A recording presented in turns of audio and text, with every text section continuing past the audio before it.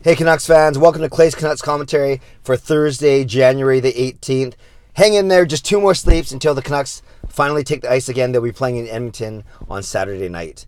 Recent story came out of how some San Jose Sharks players named Winnipeg as their least favorite city, their least desired city to play in. And naturally, Winnipeg fans were upset and up in arms. Who wouldn't be? They're dissing your city.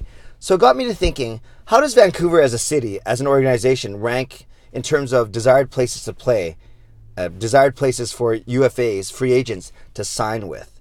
And I looked at recent history, and I looked at the 2008, 2009, 2010 years as the Canucks were building their Stanley Cup Finals team. And you had that big signing of Matt Sundin in 2008.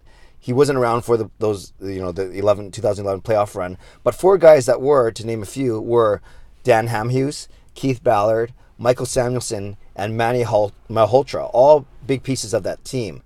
So back then, Vancouver was building something good, and UFAs wanted to come here. And then you even look at last summer, where we signed the Big Six, even though 2 of them aren't with the team right now, or at least playing with the big club. But Michael Del Zotto, Thomas Vanek, Sam Gagner, Anders Nilsson, Alex Burmistrov, and Patrick Wirkosh, all 6 of them signed with the Canucks as a UFA in the summer of 2017. Now, whether that was the lure of earning a bigger contract down the road by building up your value, whether that was the potential of getting traded to a contender, or whether it was simply a desire to come to the city and to be part of a rebuild. Who knows what their reasons were, but the fact was the Canucks turned over 1/3 of their roster last summer with UFAs. So what's it going to look like heading into this summer? A couple of things to factor in. Or the biggest thing is the Canucks are going to have a lot of money to play with, especially with the Sedins. Their $7 million each is going to come off the books. If they retire, that's obviously $14 million the Canucks can play with.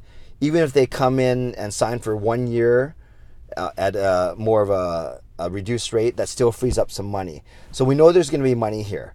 For me, there's 3 factors that really come into play. It's management, it is the on-ice team, and it is the city itself. Those are the 3 factors I think that free agents would consider. A smaller factor would be the fact that you're playing in Canada, you're taxed on your Canadian income earned here on the Canadian tax system, and then, having to cross the border, go through customs every time you return home to play.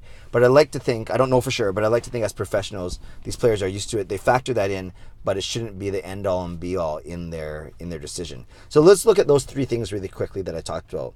Number 1, the first one is indeed the management of the Vancouver Canucks. And right now, there's a lot of flux. Obviously, it's got to be straightened out by the end of the season, because you have off-season, you have the draft, the entry draft, and you have free agency just a few weeks after that.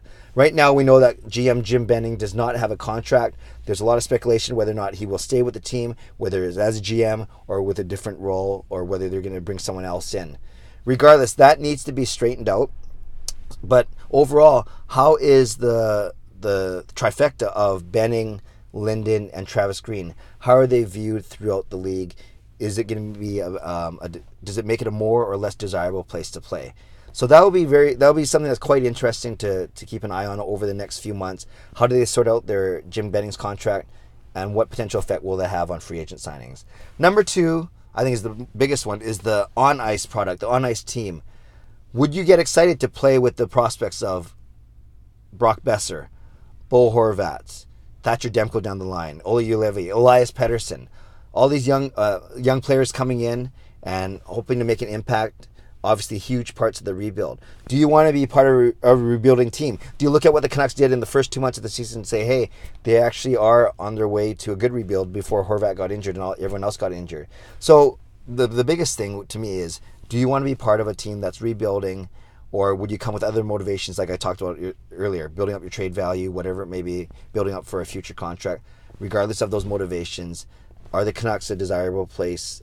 Do the guys on the ice, in the locker room, is that a group that you want to help be a part of? And obviously as a UFA, you come in as an older guy, so like some of the guys we signed this year, so you'd already initially be placed in almost a leadership mentorship role. So that's number 2, is what are the prospects? Do you like what the Canucks are doing when it comes to on the ice, and do you want to be a part of it? Number 3 is the city itself. Everyone's biased, but I happen to think we live in the most beautiful city in the country, and if not one of the most beautiful cities in the entire world. Has its challenges, obviously, as I film this and it's raining, but whatever. But Vancouver has been known as a world-class city, a wonderful city to live in. Expo 86 kind of started that and then trended upwards through the 90s, 2000s, and of course the wonderful experience we had in the 2010 Winter Olympics. So we always hear about players and coaches love to come here and to visit when they're playing as a visiting team. So wouldn't that translate to wanting to live here as a permanent member of the home team, so to speak? So Canucks fans, what do you think? What do you think of those three particular aspects, the management, the players, and the city itself? Do you see, if you were a player, pretend you were a NHL UFA, would you consider Vancouver a desirable place to sign with because of all those three things that I mentioned? Would love to read your comments below. Let's have a bit of fun discussion here. And if it's not Vancouver, where else would you want to play? I think there's some obvious ones.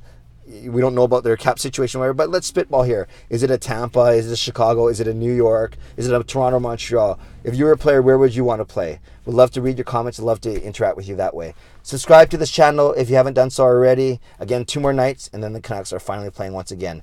Have a wonderful day. God bless, and go Canucks go.